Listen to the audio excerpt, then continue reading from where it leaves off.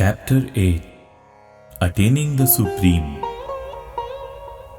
Arjuna inquired, O my Lord, O Supreme Person, what is Brahman? What is the Self? What are fruitive activities? What is this material manifestation? And what are the demigods? Please explain this to me. Who is the Lord of sacrifice? And how does he live in the body, O Madhusudana? And how can those engaged in devotional service know you at the time of death? The Supreme Personality of Godhead said, the indestructible, transcendental living entity is called Brahman, and his eternal nature is called Adhyatma, the Self. Action pertaining to the development of the material bodies of the living entities is called karma, or fruitive activities. O best of the embodied beings, the physical nature, which is constantly changing, is called Adibhuta, the material manifestation. The universal form of the Lord, which includes all the demigods, like those of the sun and moon, is called Adideva.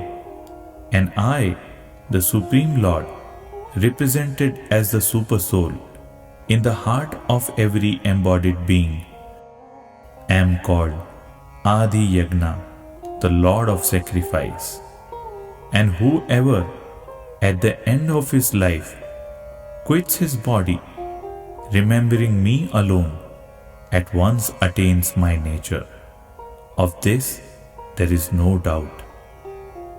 Whatever state of being one remembers when he quits his body, O son of Kunti, that state he will attain without fail. Therefore, Arjuna, you should always think of me in the form of Krishna, and at the same time carry out your prescribed duty of fighting. With your activities dedicated to me and your mind and intelligence fixed on me, you will attain me without doubt. He who meditates on me as the Supreme Personality of Godhead, his mind constantly engaged in remembering me, undeviated from the path, he, O Partha, is sure to reach me.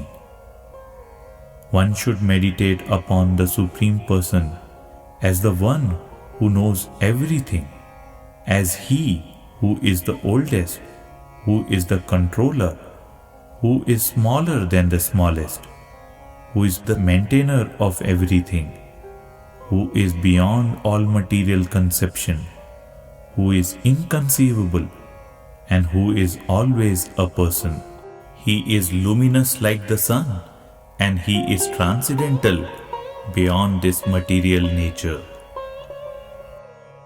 One who at the time of death fixes his life here between the eyebrows, and by the strength of yoga, with an undeviating mind, engages himself in remembering the Supreme Lord in full devotion, will certainly attain to the Supreme Personality of Godhead. Persons who are learned in the Vedas, who utter Omkar, and who are great sages in the renounced order, enter into Brahman. Desiring such perfection, one practices celibacy. I shall now briefly explain to you this process by which one may attain salvation. The yogic situation is that of detachment from all sensual engagements, closing all the doors of the senses and fixing the mind on the heart and the life air at the top of the head. One establishes himself in yoga. After being situated in this yoga practice and vibrating the sacred syllable Om, the supreme combination of letters, If one thinks of the Supreme Personality of Godhead and quits his body, he will certainly reach the spiritual planets. For one who always remembers me without deviation, I am easy to obtain, O son of Pritha, because of his constant engagement in devotional service. After attaining me, the great souls who are yogis in devotion never return to this temporary world, which is full of miseries because they have attained the highest perfection. From the highest planet in the material world down to the lowest, all are places of misery, wherein repeated birth and death take place. But one who attains to my abode, O son of Kunti, never takes birth again. By human calculation, 1,000 ages taken together form the duration of Brahma's one day, and such also is the duration of his night. At the beginning of Brahma's day, all living entities become manifest from the unmanifest state, and thereafter, when the night falls, they are merged into the unmanifest again. Again and again, when Brahma's day arrives, all living entities come into being, and with the arrival of Brahma's night, they are helplessly annihilated. Yet, there is another unmanifest nature, which is eternal and is transcendental to this manifested and unmanifested matter. It is supreme and is never annihilated. When all in this world is annihilated, that part remains as it is.